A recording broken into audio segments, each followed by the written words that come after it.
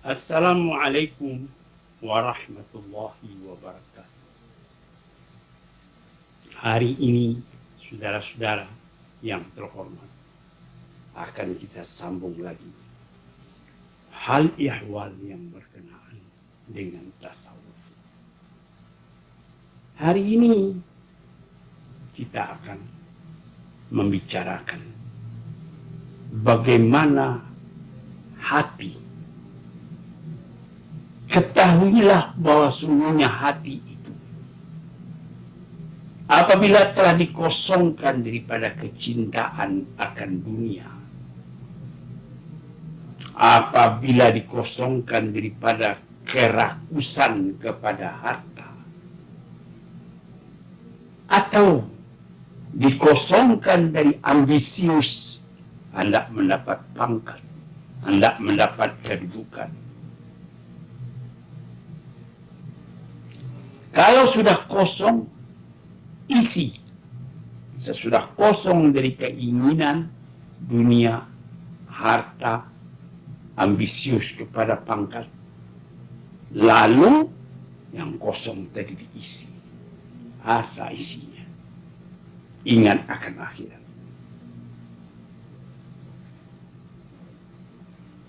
Mementingkan kepada bakal yang akan dibawa ke akhirat itu.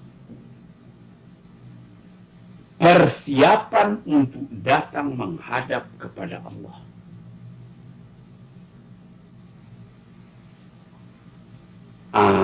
Kalau ini sudah hati yang dikosong daripada kehendak dunia tadi, dinegatifkan kepada dunia, dipositifkan kepada akhirat. Itulah permulaan dari terbukanya jalan. Karena kadang-kadang mata kita disilaukan oleh barang yang fana, sehingga kita lupa kepada barang yang baqa.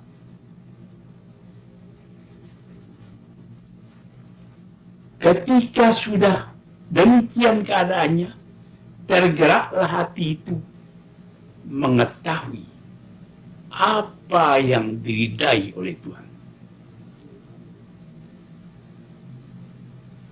Ini mengosongkan dari harta, menggantinya dengan ma'rifat.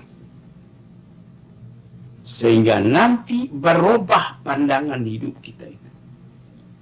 Kita tidak memandang lagi besarnya dan pentingnya dan mahalnya harta. Pangkat-pangkat pun demikian pula. Dalam keduniaan kita ingin kepangkatan. Tetapi Al-Quran sudah mengatakan, kasarabin biqi'ati yahsabuhu dham'anu ma'ah hatta idza ja'ahu lam yajidhu syai'ah. Seperti orang melihat gejala panas di padang yang luas. Baik kita berjalan kaki. Saya sudah pernah berjalan kaki di tahun 1927 dalam umur baru 19 tahun. Dari Mekah menuju Jeddah karena uang tidak ada. Malamnya kami bermalam di bawah terang bulan. Pagi-pagi tersentak tidur. Bulan sudah mulai gelap cuacanya. Matahari mulai naik. Kami sembahyang subuh. Sesudah itu berjalan kaki lagi. Kira-kira pukul 9. Panas sudah mulai terik. Yang akan ditempuh jauh lagi. Bahra namanya. Di situ kelihatanlah air. Yahsabuhu dham'anu ma'ah. Disangka oleh orang yang haus bahwa itu betul-betul air. Seorang danau, orang meninjau seperti lautan danau nampaknya. Tambah haus. Ditempuh. Sesudah ditempuh Tidak ada air tadi. Yang ada cuma pasir. Nanti kelihatan jauh lagi ada air di sana. Begitu terus menerus. Maka orang yang cuma dunia, yang tempat hatinya lekat, itulah yang menjadi tujuan dari hidupnya. Keduniaan, kekayaan, pangkat tinggi, kebesaran, keternamaan, dan lain-lain sebagainya. Apabila sudah ditempuh, ya, tidak apa-apa. Ini jangan sampai dilupakan hal ini. Sehingga, sebagaimana dikatakan oleh Imam Abdul Qadir Jailani, jangan diletakkan hartamu, kekayaanmu, kebesaranmu, pangkatmu di dalam hatimu. Karena kalau dia pangkat itu hilang, harta itu habis, nanti hatimu luka. Payah mengobat hati yang luka. Nah, jadi di dalam segala sesuatu di dunia ini, sadar, tidak ada yang langgeng, tidak ada yang kekal. Ini yang mesti diingat. Nah, jadi kosongkan hati dari itu, lalu positifkan tujuan. Kemana tujuanmu? Di sinilah diterangkannya di ayat tadi, di kata-kata ahli tasawuf tadi. Dia bilang bahasa Arab, ini alam annal qalba idza khala minal ihtimami bidunya wa ta'alluqu bima fi wa ta'alluqi bima fiha min malin aw riyasatin aw sawlatin wa ta'allaqa bil akhirah wal ihtimama biha min tahsulil uddah wa tahabbul qudum ala Allah azza wa jalla fa dzalika awwal futuhihi wa tabashuru fajrihi. Ketahuilah olehmu, apabila hati telah engkau kosongkan daripada mementingkan dunia dan melekatkan hati kepada harta atau kepada pangkat atau kepada macam-macam rupa, lalu hati yang kosong dari itu ditaklukkan, disangkutkan kepada akhirat dan mementingkan pula akan persiapan menghadapi jalannya akan datang. Watahau, bersiap untuk maju ke hadapan Allah Subhanahu wa taala. Fadzalika awal futuhihi, itulah mulai hati sudah terbuka. Sudah lain kita punya hidup itu. Sudah datar dunia ini kita hadapi. Bukan berarti kita membuangkan harta yang ada. Ini seperti cerita Imam Malik. Ketika dia tinggal di negeri Madinah, Khalifah Bani Abbas Al-Mahdi atau Al-Hadi meninggalkan uang padanya 1.000 dinar emas. 1.000 dinar emas. Sedangkan 100 dinar saja sudah berat. Belum ada uang kertas pada waktu itu. Betul-betul emas, dinar. Jadi seperti ringgit di zaman dulu. Ditinggalkan. Disimpannya uang itu baik-baik. Ketika Khalifah sudah datang ke Madinah, balik dari mengerjakan haji, Bapak Imam Malik katanya, saya harap Bapak mari kita sama-sama pindah ke negeri Baghdad. Di situ Bapak lebih leluasa berfatwa. Imam Malik menjawab dengan senyum, saya lebih suka nanti kalau mati dikuburkan di kubur tempat Rasulullah meninggal. Nah, kemudian dia uang tadi tidak dibelanjakannya walaupun 1 dinar, dikembalikannya katanya. Ini barangkali maksud tuanku tempoh hari meninggalkan buat belanja, saya berangkat ke Baghdad.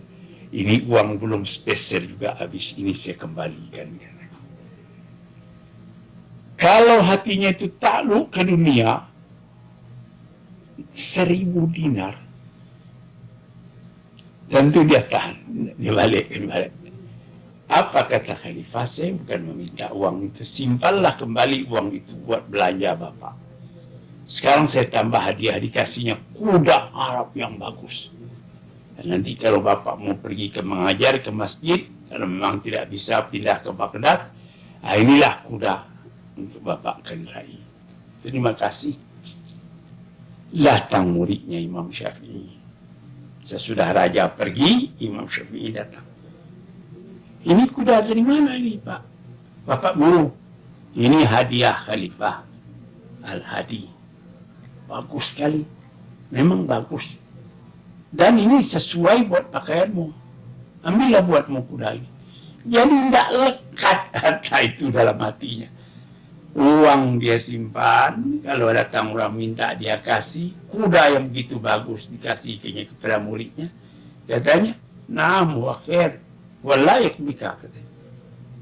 Memang bagus di kuda, tapi yang layak mengendalinya engkau. Nah, itu orang yang hatinya kosong dari dunia, tapi ada yang lebih tinggi dari dunia yang dia inginkan, yaitu persiapan buat menuju hari akhirat. Orang-orang yang seperti itu bukan dia miskin, dia kaya. Kenapa? Siapa yang katakan kaya? Orang yang tidak banyak keinginannya dalam dunia ini, itulah orang yang kaya. Siapa orang miskin? Yang terlalu banyak keinginannya. Sudah ada merek mobil yang bagus, Holden, belum puas, dia minta Mercedes. Sudah dapat Mercedes, belum puas, dia minta Rolls Royce. Belum puas, diminta yang lebih tinggi lagi. Atau yang lain-lain. Orang ini karena hatinya tidak takluk kepada cita-cita yang lebih tinggi. Jadi dalam kata ini Ibnu Qayyim mengatakan, orang yang sudah kosong hatinya daripada dunia, tidak lagi lekat harta di dalam atau kebesaran. So, Imam Syafi'i pernah mengatakan, orang yang besar, ialah yang tidak tahu bahwa dia besar. Ini itu sesuai dengan hadis Nabi, man tawada'a rafa'ahu Allah. Barang siapa yang mendudukkan dirinya di tempat tawadhu', itu yang dibesarkan oleh Tuhan. Tapi orang man tarafa'a wada'ahu Allah. Dia meninggi, saya mesti, ini etiketnya begini, protokolnya begini. Saya mesti duduk di atas mobil, begini. Ini mesti aturan kalau saya fit. Very important person. Tempat saya mesti sedia. Kalau begitu itu. Orang kecil. Dia sudah diikat oleh keadaan dunia tadi. Ini yang diterangkan di dalam kitab tasawuf. Jika watabashiru fajrihi fadzalika awal futuhi watabashiru fajrihi. Itulah orang yang mula-mula telah terbuka pintu padanya, dan itulah satu kegembiraan dari menyingsing fajar keindahan dalam hidup. Fa'inda dzalika yataharraku qalbuhu li ma'rifati ma yarda bihi rabbuhu minhu. Waktu itu tergeraklah hatinya, hendak mengetahui apa yang diridai Allah daripadanya, apa yang disenangi Allah daripadanya. Ringan dia mengerjakan tahajud, ringan dia mengerjakan salat duha, mengomel dia pada dirinya kalau dia tersangkut akan sembahyang sehingga tidak sembahyang di awal waktu. Menyesal dia kalau dia tidak menolong orang yang kesusahan. Maka tuan-tuan yang terhormat, fayaf'aluhu, dikerjakannya lah apa yang disenangi oleh Allah, didekatkannya dirinya kepada Allah, dan dijauhinya apa yang Allah tidak senang. Inilah tanda dari iradatnya atau kemauannya yang sudah positif untuk mendekati Allah. Inilah kekayaan yang abhas samawati wal ardh, yang luasnya seluas langit dan bumi. Karena fa inna kulla man ayqana bi liqa'illah wa innahu sa'ilu min kalimatain yus'al anhumal awwal wal akhir madza kuntum ta'malun. Kalau dia sudah yakin kepada bahwa dia akan bertemu dengan Allah dan bahwa dia nanti apabila meninggalkan dunia ini akan ditanya apa pertanyaan? Madza kuntum ta'malun? Siapa yang kamu sembah? Kata yang kedua apa? Maja ajabtumul mursalin. Bagaimana jawabanmu? Bagaimana sambutanmu tentang seruan Rasul-Rasul?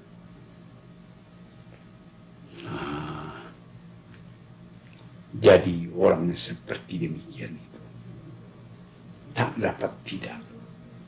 Dia mesti sadar mencari ma'rifat kepada yang disembahnya dan mencari jalan supaya sampai kepada yang disembahnya itu. Kalau sudah tamakun, sudah mendalam, futiha lahu babul insi bil khalwa wal wihda wal amakinil khaliyah. Ini. Kalau sudah dibukakan hati ke sana, bertukar keinginan. Kalau dulunya ingin ramai-ramai. Nah sekarang ini halawah yang dia senang. Seni-suni, sendiri-sendiri. Tempat-tempat yang sepi. Orang takut kesepian, dia senang sepi. Sepi dari manusia, tapi dia ramai dengan Allah dan dengan malaikat.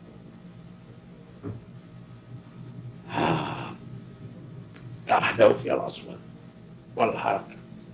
Tenang suara, tenang gerak. Tidak ada yang lebih disukainya daripada itu.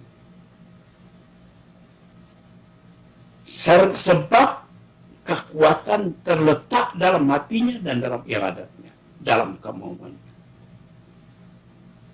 Tertutup pintu-pintu yang lain yang akan memisahkannya daripada cita-citanya tadi, yang akan memecah kepada hatinya.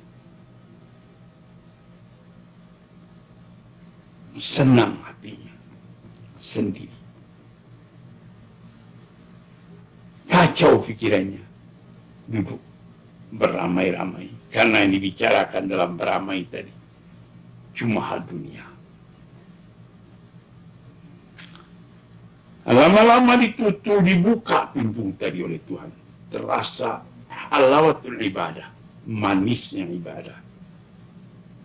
Sehingga dia tidak merasa kenyang-kenyang dengan itu.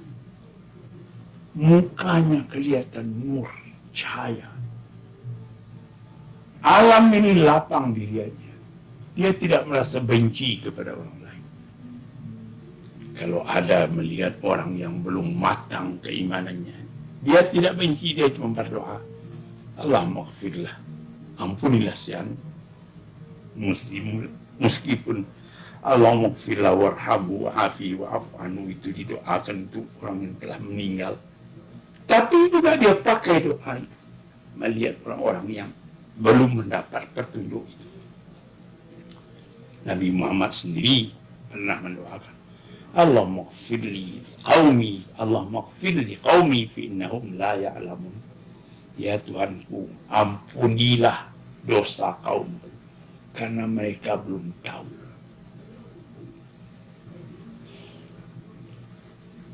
Jadi tuan-tuan yang terhormat, orang yang begini telah merasa lazat, kepuasan, kesenangan yang lebih daripada kesenangan main-main dalam dunia ini, menuruti syahwat.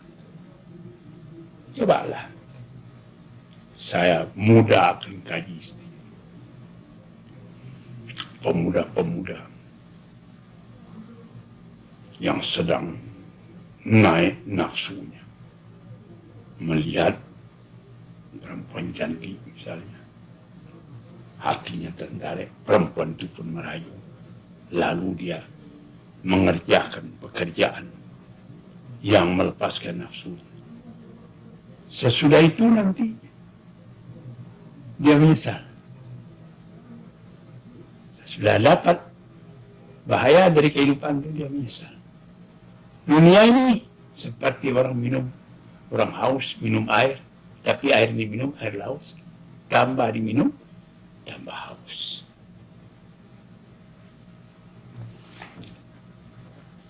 Jadi dibuka hatilah, dibukakan kemanisan ibadat sehingga dia tidak bisa kenyang-kenyang dari ibadat. Dia rasakan kepuasan, ketentraman hati, berlipat ganda daripada kepuasan karena menuntut permainan dunia dan mencapai syahwat.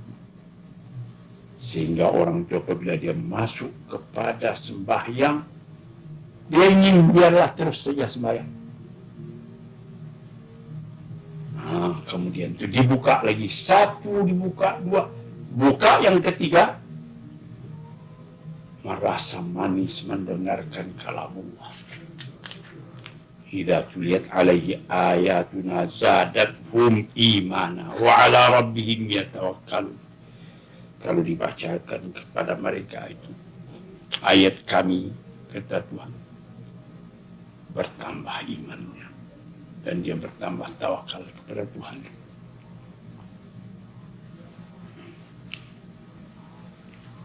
Kalau didengarnya itu ayat, tentram hatinya. Sebagaimana tentramnya hati seorang anak kecil apabila diberikan kepadanya permainan yang akan dia pegang. Buka lagi, berapa buka? Kalau sudah sampai dibuka lagi pintu, kelihatanlah olehnya kebesaran Allah, kenikmatan Allah, kamal, jamal, jalal, kesempurnaan, keindahan, kemuliaan, dan kesempurnaan dari sifat-sifat Tuhan dan hikmah-hikmah Tuhan. Dan arti-arti dari tiap ayat itu terbaca. Sebagaimana saya baca dalam sejarah Iqbal, bagaimana membaca Quran ayah katanya kepada ayahnya. Ayahnya menjawab, baca dengan tekun seakan-akan engkau rasai nanti bahwa Quran itu turun kepada engkau. Nah, terasa itu.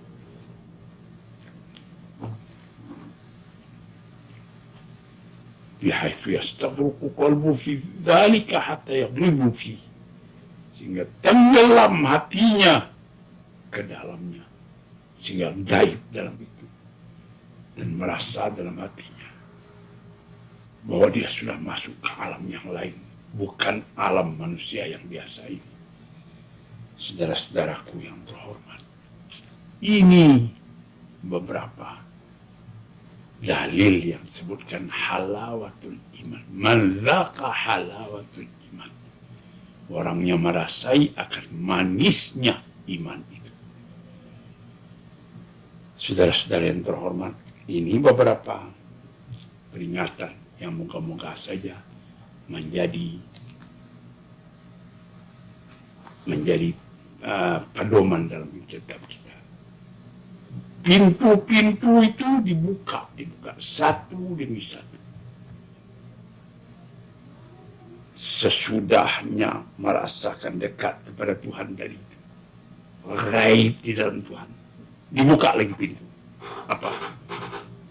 Malu kepada Tuhan. Malu. Padahal Tuhan tidak kelihatan. Tapi Tuhan terasa dalam hati. Sehingga dikatakan dalam ayat Al-Ihsan an ta'budallah ka'annaka tarahu fa illam takun tarahu fa innahu yaraka. Engkau menyembah kepada Allah seakan-akan engkau lihat Allah itu. Dia tidak bisa engkau lihat, tapi dia melihat engkau. Mata tidak bisa melihat, hati bisa melihat. Jadi dibuka lagi itu pintu. Itulah nur yang jatuh ke dalam hati. Dipelihara oleh nur itu. Nampak oleh hati. Kita berhadapan dengan Tuhan. Sehingga kita malu kepada Tuhan. Serang sendiri. Tidak ada orang lain. Ketika itu diberikan lagi pemberian oleh Tuhan. Apa? Dawamul muraqabah. Lirraqib. Tetap mengintai yang dicintai. Tidak melihat kepada yang lain, melainkan kepada dia. Seakan-akan kita melihat, menyaksikan di atas langitnya ataupun sedang duduk dalam arasnya. Melihat kepada hambanya sekalian, mendengarkan suaranya, menyaksikan akan rahsianya. Kalau ini sudah tercapai, bertambah maju kehidupan dari dia hidup sendiri, wujud sendiri, manusia pun wujud dalam hal yang lain. Dia wujud di hadapan Tuhannya, di hadapan walinya. Dia memandang kepada Tuhan dengan hatinya. Padahal manusia lain tak memandang apa-apa. Sebab dia tidak diberikan syahadah. Melainkan yang ada syahwat dunia. Fahuwa yarahu. Allah memandang dia. Meskipun dia tidak memandang Allah. Dan tidaklah mereka memandang kepadanya. Melainkan sebab dari kesadarannya akan wujudnya. Hadirin yang terhormat. Cukup sekian dulu. Nanti insyaAllah di hari yang lain dalam fasal tasawuf ini kita sambung lagi keasyikan kita memandang Tuhan itu. Assalamualaikum warahmatullahi